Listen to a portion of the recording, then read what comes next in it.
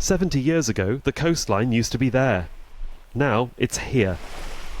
This is the effect of rising sea levels. It's caused coastal erosion. The sea has been battering Malaysia's shores for decades. For fishermen like Suhami bin Abdul Rahman, times are tough. He earns a living in the inland waterways. Sea levels rise, it weakens coastlines, and sand and soil fall into the sea. Then more salt water enters the estuaries and waterways. Freshwater fish die. I've been fishing for over 20 years. I used to be able to catch 2 kilos of fish in 2 hours.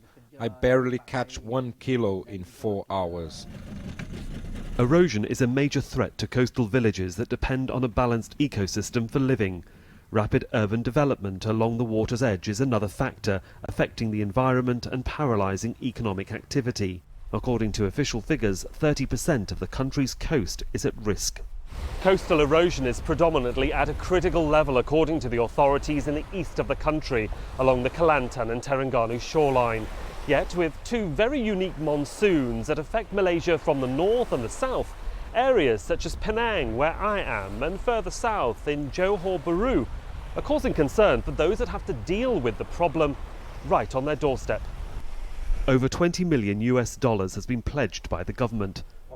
For some, the solution is simply balancing urban development while being mindful of the environment. Any development that is proposed must incorporate and ensure that the mangrove swamp still exists, so that you have both wetlands as well as the sea. Mangroves act as a nursery protecting fish within their roots. It's also a food source for wildlife above and below the waterline. A shoreline management plan has been in place since 2010. Replanting mangroves in vulnerable areas where they once thrived has become an urgent matter for fishing communities. Mangroves reinforce the soil and sand and strengthen it against the force of coastal water. Collectively, we've planted 3 hectares, that's nearly 150,000 plants in this area. 30 years ago, the water never came this far. Suhami feels the same way, but wants to get his message across to those who can really make a difference when it comes to climate change, especially President Hollande. World leaders have to remember we are the poor. Your decisions affect us directly, and I don't want my home, livelihood and memories to disappear into the sea forever.